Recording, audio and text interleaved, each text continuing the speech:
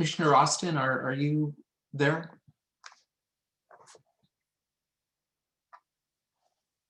There he is. Okay, we'll begin again. We are still in the public testimony portion of this discussion item, and our next speaker will be Josh Billauer. Don't know how to pronounce that. You got it right. Thank you, commissioners. And I noticed that in 2020, your shortest meeting was 18 minutes. So hopefully I won't take too much more since I'm only allotted 3 minutes here. I also noticed in 2020, I went through every single agenda and meeting, is that the commissioners approved unanimously every single recommendation that the staff put forward in 2020. There's only 2 no votes in the entire year. So I encourage you all to be brave and go against staff recommendations, because we are speaking from the community and we do have an interest vested in the neighborhood. On that note, I will be fully transparent and say I do live in Del Cerro, which is on the opposite side of the 8 freeway. However, I own a rental property less than 1/2 a mile away from the applicant site. My daughters are 11 and 13 years old, and we frequently, perhaps to my wife's dismay, ride our bikes across the freeway to go to the Redondo Library. It's not the safest route, especially crossing the freeway, but there is a nice bike lane on Montezuma. And I do have a major concern that this project would have a detrimental impact on bike safety in that corridor. I'm also hoping the commissioners will take note of the fact that I believe, in my personal opinion, that the applicant is trying to rush through this initiation despite the community's opposition, because if they were to wait for the master plan amendment, there's a good chance that their project wouldn't fit the direction that the master plan is going. So considering these 2 processes are going in unison, I would encourage the commission to reject this, as the community is in the middle of the master plan amendment for the community to plan for parks, police, library, traffic, as we consider these higher densities. I also want to make sure that the commissioners are aware that, in my personal belief, the applicant's lobbyist is mentioning that we're in a housing crisis.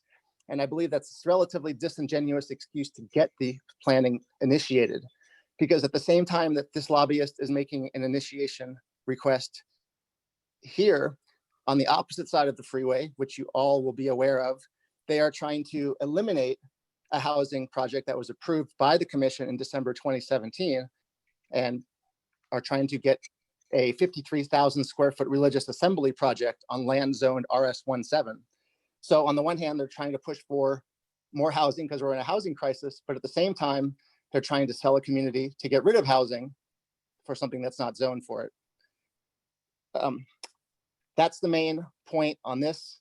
I will just add one thing for the commissioner. I forget which commissioner that mentioned it, but the term mini dorm is a potentially dangerous word to use, because as you all know, on December 1st, 2017, Superior Court Judge Ronald Stein ruled the enforcement of mini dorms unconstitutional. So to use that term invokes concerns of constitutional guarantees of equal protection under the law. And I would encourage you not to use the word mini dorm. And lastly, I forgot to mention is that Josh, that's your time, Josh. Okay, thank you so much. Thank you very much. Okay, is Sylvia we have back on the line? Sylvia, if you're there.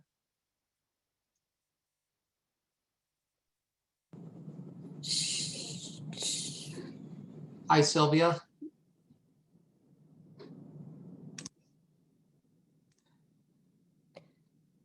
Well, we lost her again. Okay. No, wait, Chairman Hoffman, she's in as a different. Okay.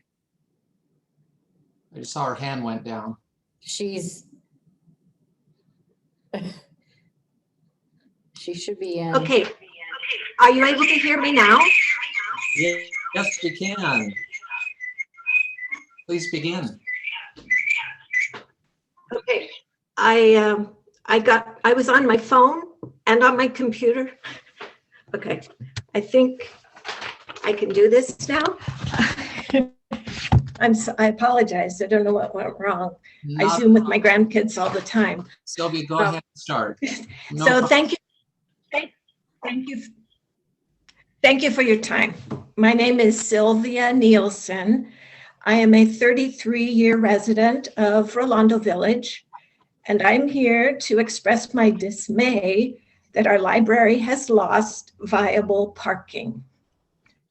I ask you to consider whether the San Isidro or the Mission Hills Public Library patrons would accept 27 parking spaces for accommodating employees, volunteers, and patrons.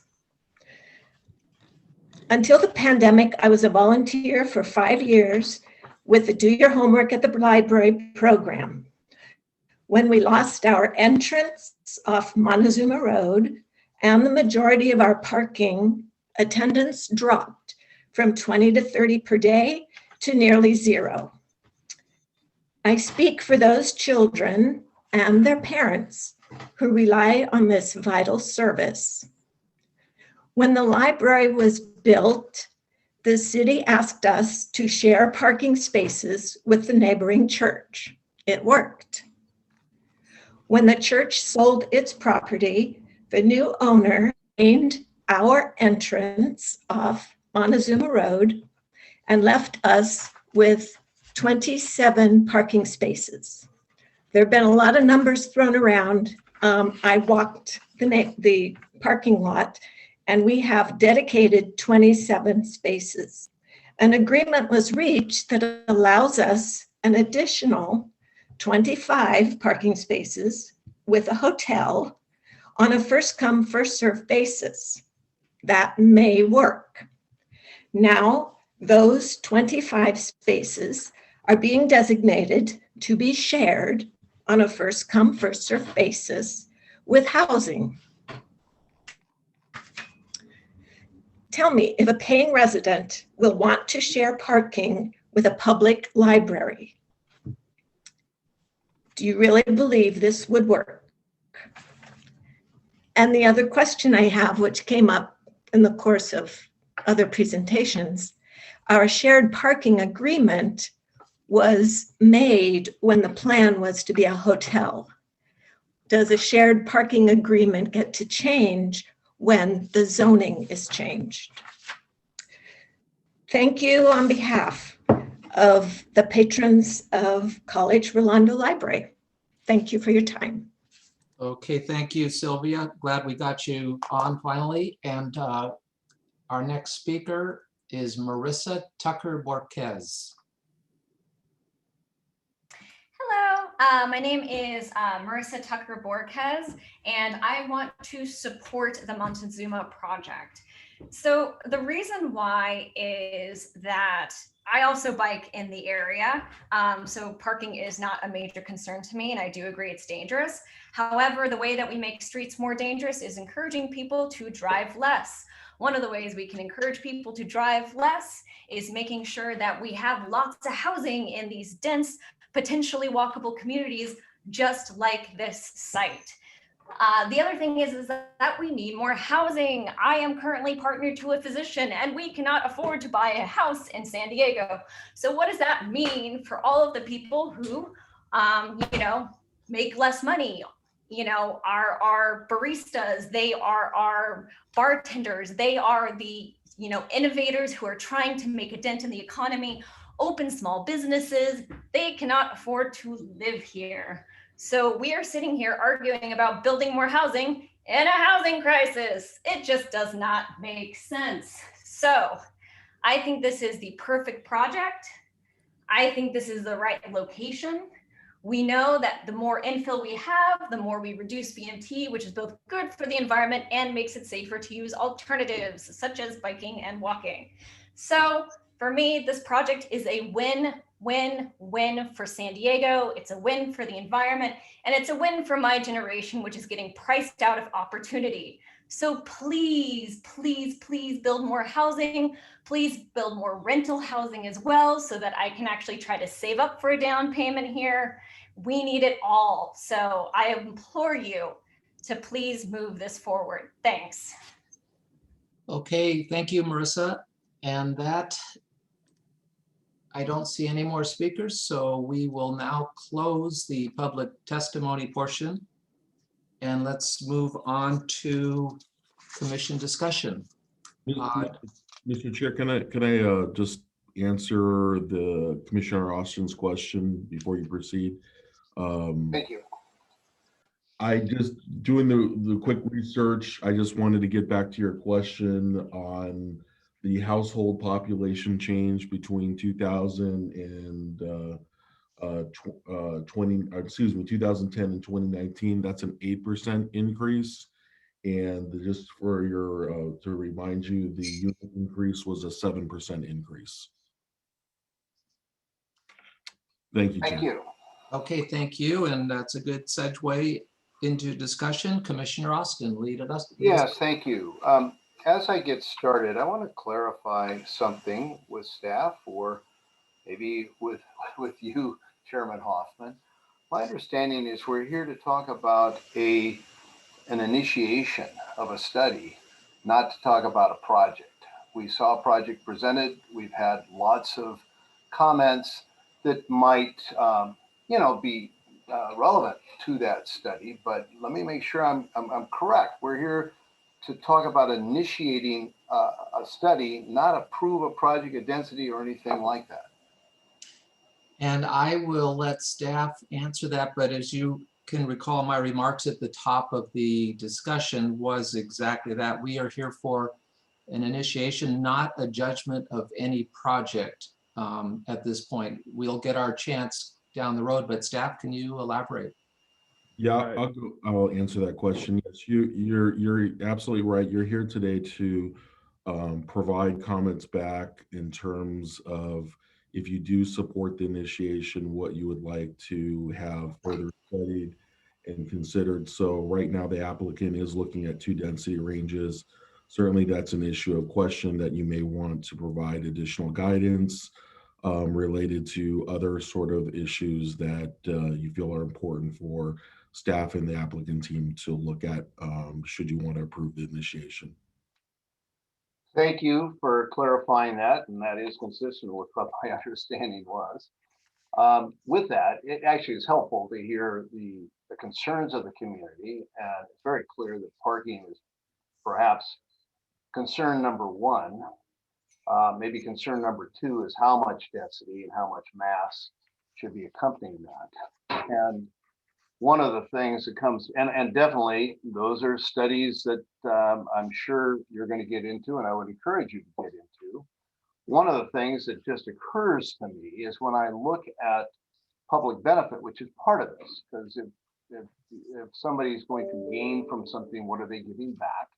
And there's different ways. That's fairly subjective, but we happen to have offices in downtown Vancouver, and I think Vancouver has done a very good job of balancing the public realm and the needs of developers. And it's a fairly dense, not fairly, it's a very dense downtown, but it's one of the most pleasant downtowns in the world.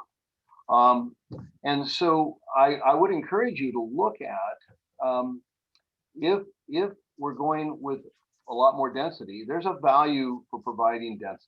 I don't know what it is in this area, but I know in other areas it can range anywhere from $30,000 to $100,000 per unit. Parking, depending on how you do it, can cost anywhere from $5,000 to $55,000 in providing it. But it just seems like there should be a way to address the concerns for, and we do need housing. That's one of the reasons I was just trying to find out what those statistics were. And we keep falling further and further and further behind. And I think providing housing doesn't have to be the enemy, but I do believe that there's a way to create synergy here, and that we should be able to balance the parking needs of the library and the desire to get more housing. So I think those are just concerns that I would look at. I'd look at it creatively. You can look at other places, benchmarking. I mentioned Vancouver, but there are others. I think I'll let it go with that for now. I don't have other than saying I don't have a problem with initiating a study. That's what it's about. It's a study, and these concerns I am confident will be addressed. There's a reason that we've supported staff as the one speaker pointed out, it's because staff does a good job. They're very thorough. And if they're not, we're not going to let them off the hook. If we're agreeing, it's for valid reasons. So thank you. Okay, thank you. Commissioner Boomhauer. Thank you. I'm going to echo what Commissioner Austin said. We're approving the authorization or the staff recommendation to initiate a community plan amendment. We're not reviewing a project now. Definitely think that there are issues that need to be worked out. Parking at the library is clearly a concern. I think it's I think it's a solvable concern. I think the developer's already moving in the direction. But I also have concerns that the city of San Diego keeps shifting city obligations onto private developers. And I mean, the city had the ability to solve this parking problem, period, full stop.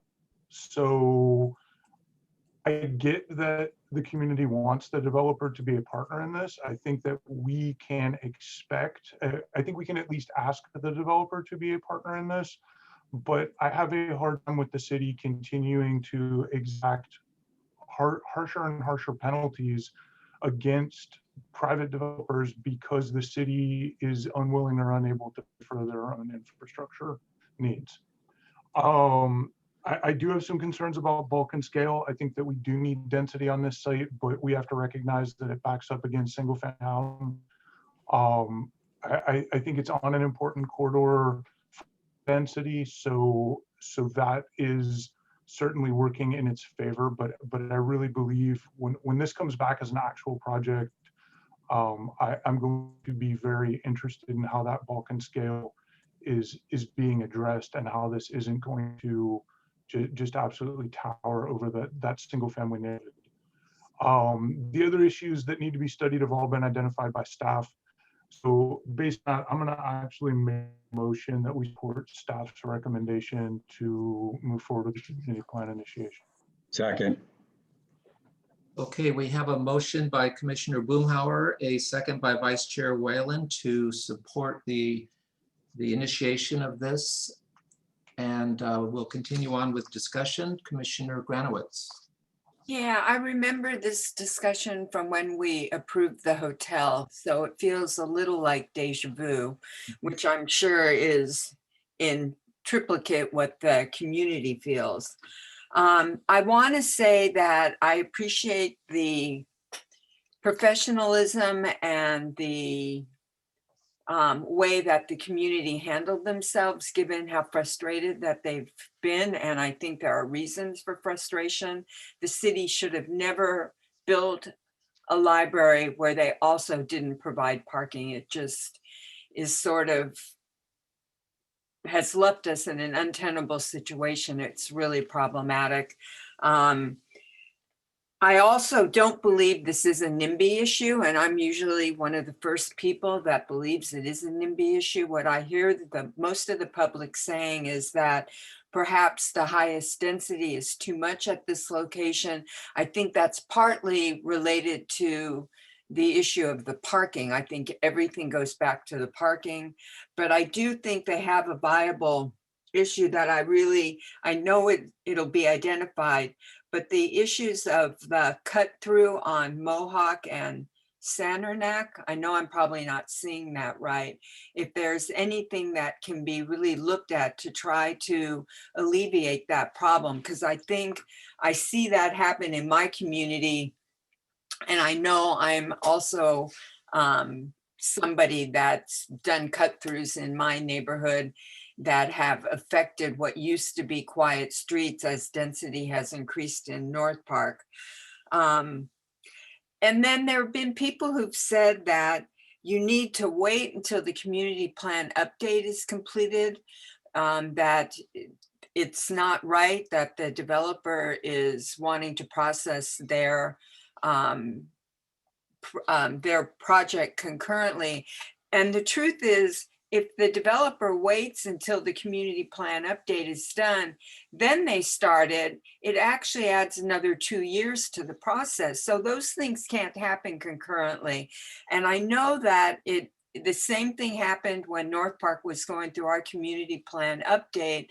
But in trying to find something that was sort of fair, to at least to take into consideration that developers have financial responsibilities when they have carrying capacity on land that's just sitting there.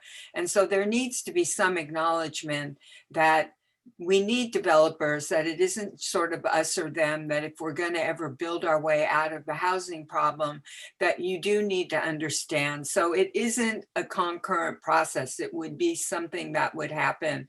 The community plan would finish, and having worked on a community plan update that took 8 years, community plans fall from their timelines.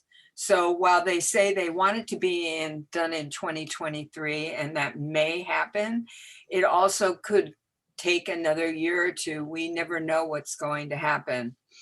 I do know that when this comes back, that I don't know, one of the speakers brought up issues of occupancy limits on the apartments, if that will be taken into consideration by the applicant, and issues related for whether parking will be unbundled and how that might affect the parking spaces for the library.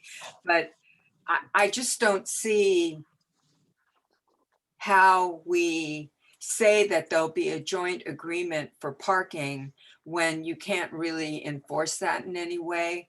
And the other thing I wanted to say is that somebody brought up that the city spent all this money on the Mission Hills Library and the downtown library. But I think what was also true was that they had major donors contribute millions of dollars to those facilities that allowed them to do some of the things that they did. And I know, as someone who sits on a nonprofit board that raises funds for parks, that it is difficult to raise funds. But I don't know if your community has ever tried to raise funds to purchase land for parking. And I know that the city should have done it, but in this day and age, you can't, in the same way that you put together your planning for the college area's future, which was a really terrific document, you do better when you take what you can into your own hands. And so I don't know if you've ever tried to raise funds. Library lovers are generous people to try to purchase land for parking. So there is no reason not to do the initiation, but I do really hear your pain. And yeah, anyways, thank you. Okay, thank you. Commissioner Modane. I have a lot of thoughts on this one. I actually used to live on 67th Street for a number of years. And when the applicant closed access to the library, it was pretty unfortunate. And I think it is what caused a good portion of the current uproar. So I think that's probably a lesson learned for them, not to do something like that in the future. It was a huge impact to the community. I know it's opened up back now, but I think this is lasting effects from that, to be honest. I agree generally with the Friends of the San Diego Public Library about impacts to that library because of the closed access and the limited parking. I would like to hear from Misty. I believe that she was the representative from the actual Rolando Library, not the nonprofit organization. I don't know if she has an opinion on the projects and the parking, if she could talk. Yeah, good morning, thanks. Misty Jones, Library Director. And yeah, I mean, it is unfortunate, but I don't think that any of us, were here when the original library was built with insufficient parking. And so we've done the best that we can to be able to provide patrons ample parking. And I've already been in constant contact with Marcella Escobar Eck on this issue. And, you know, I feel that they are, you know, really working with us to try to do what we can to solve the parking issue. It is his land. It is not the city's property. And so I know that we're very limited in what we can do. And that is working together with the developer to try to address this issue. And I feel like that can be achieved. So. Okay, good to hear. And I, you know, I agree with you on the joint use. It's not advantageous for the library, but that was how the deal was structured. And it's also not fair to take some of the land away from a landowner that bought it with that intent because of this joint use issue. And I think it's a good lesson learned for future development where you have, you know, public assets and the needs that they have for continued access and parking. I'm not entirely understanding all the opposition besides the parking issue. If there was a hotel that went in here, which was what I think the plan that was approved in 2017, you're going to have guest parking, people in and out. You're still going to have people that use the library parking when they shouldn't use the library parking, even if there's signs up. This is an issue everywhere. People don't really respect designated parking for other uses. Potentially housing could be worse, but I still think that the crux of the issue is this joint use, not the potential development next to it. And it seems as though we're stuck with that joint use, regardless of the land use designation, unless that turns into a park, which isn't going to happen.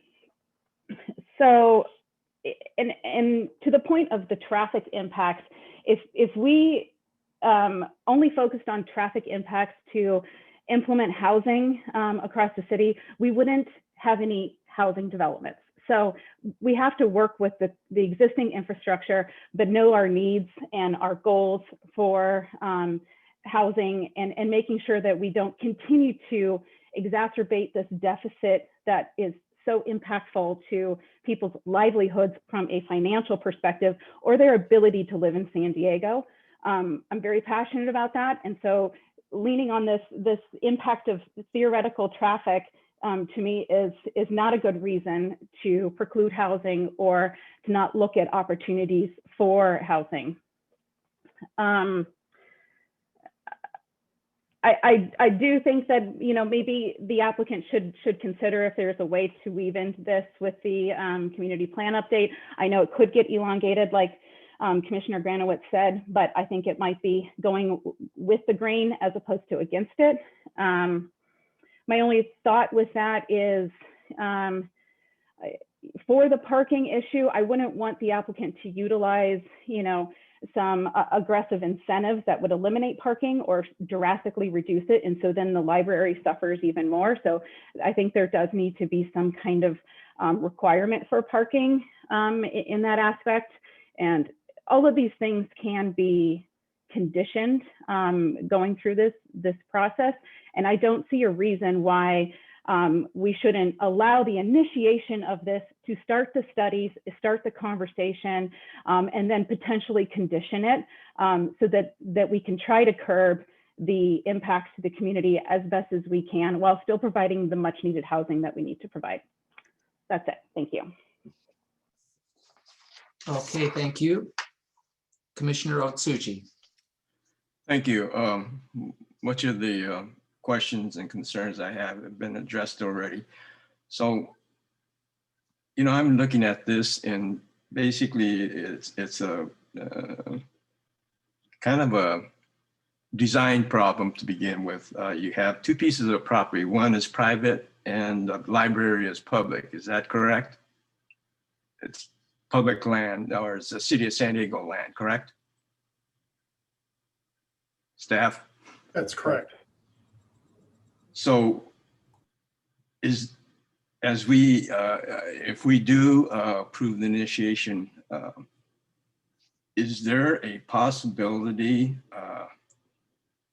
that there is interaction between the two entities in regards to especially the parking situation, of addressing it in some way? I mean, it's very basic that somebody missed the boat when they forgot about the parking for the library. I think it's a great site plan from the standpoint of putting a building in a very ideal situation on that site and ignoring the parking. It turns out to be a very beautiful project, but it ignores the fact that, well, where do we park when we get there? And you can see that all the way around the project itself. So that's one of the questions I have, and hopefully, that can be addressed during the initiation of any opportunities, because there is sufficient amount of land there to accommodate that. It's just a poor design at this point.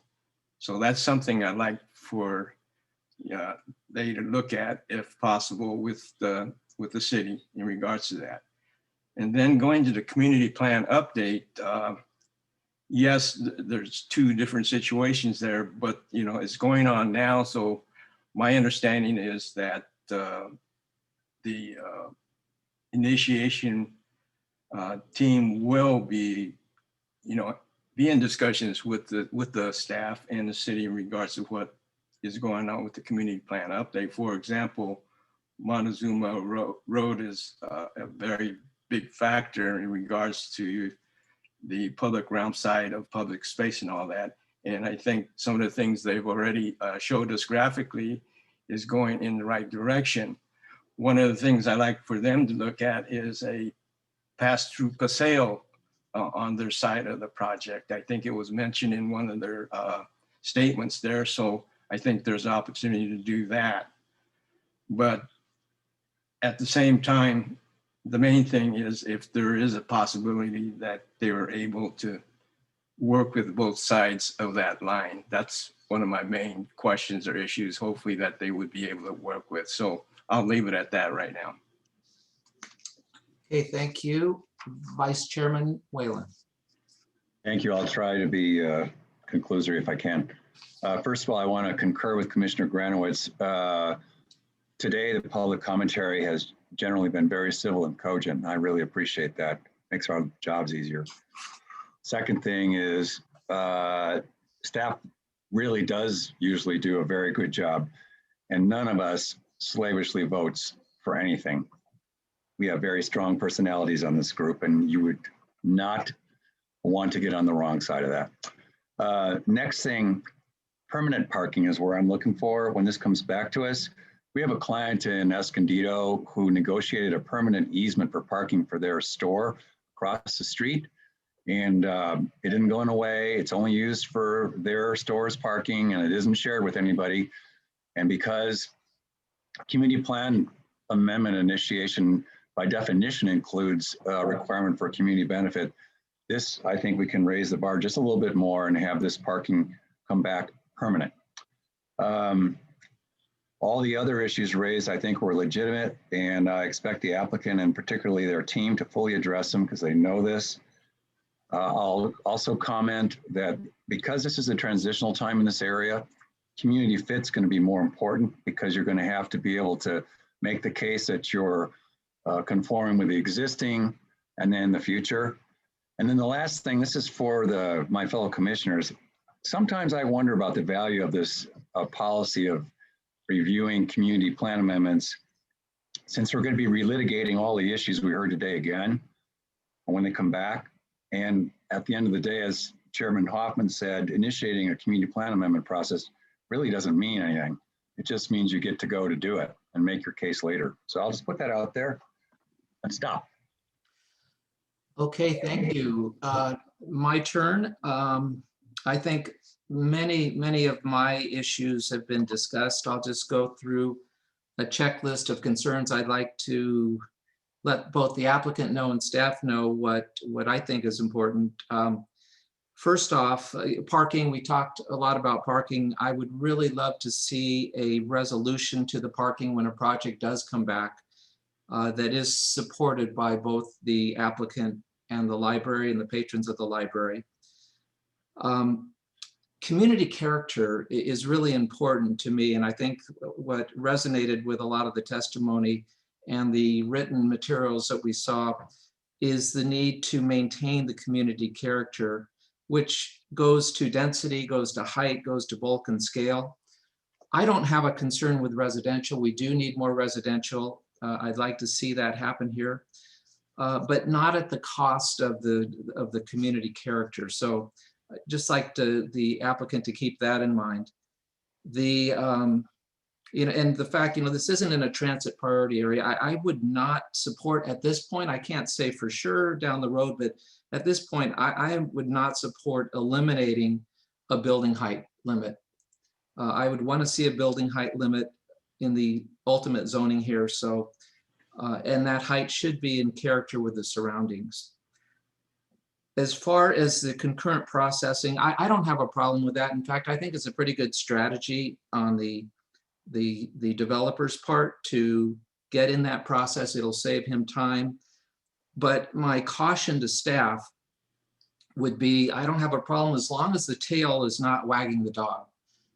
We don't want this project to be the catalyst of what's going to happen around it. It has to fit in with what the whole community needs are and plans are. So I would like this to fit into that vision, as opposed to now creating a new vision around a project. So, but with that, I as Vice Chair Whalen said, as we all said, we are not making judgment on a project. It will come back. We're just giving staff our concerns to be looked at as the project moves forward. So I can support the motion. I think those findings, the 3 findings, can be made to just allow the applicant to apply. And then we'll go from there. So. Mr. Chair, can I just make a comment, please? Yes. I just want to acknowledge that we've heard the commission's comments, and especially related to bulk scale, your comments related to height, character, issues of traffic to look at. There has been certainly comments related to parking, and I did want to mention that the current shared parking agreement or joint agreement is already in place with the land that was separate from the previous development project. So that will still remain in place. So any sort of separate agreements or changes to that is separate from the actual any proposed development project going forward. However, that said, we still would be willing to work with the applicant team to look to address any sort of the concerns in terms of their willingness to do that as far as the project going forward, if those are potential conditions that could be included. Yeah, thank you, Mr. Galloway. That's a very good point we have to keep in mind. Okay, with that, if anyone else on the commission would like to say something, just raise your hand. Yes, Commissioner Austin. Yeah, I just want to be sure that I'm clear. I don't know what the city's policies are, but I do believe that if you look at Vancouver, there's a good precedent for if somebody is getting something of value from the city, they can provide something of value. And while some of my commissioners have said, yeah, the city shouldn't put this burden on the developer, but if the city is willing to provide an advantage to the developer, then I think it's a fair exchange. So I just want to be sure that you were clear on what that was, and then the city can take it from there and decide what can and can't be done. Thanks. Okay, thank you. Any others? Okay, with that, we are ready to take a vote. I'll just go down the line. Commissioner Austin. By the way, before you start the vote, the motion is that we support the initiation of this community plan amendment and support the staff recommendation. I'm sorry, go again, Commissioner Austin. Okay, yes, no, and I understood that, and my vote is aye. Thank you. Commissioner Boomhauer? Aye. Commissioner Granowitz, Aye. Commissioner Modane, Aye. Commissioner Otsuji, Aye. Vice Chair Whalen, Aye. Chairman Hoffman is an aye. So that passes unanimously. And unless Tim tells me otherwise, I believe we are at the end of our meeting and we are now adjourned. That is correct. And we'll see you on March 18th. Thank you. Thank you all. Thank you.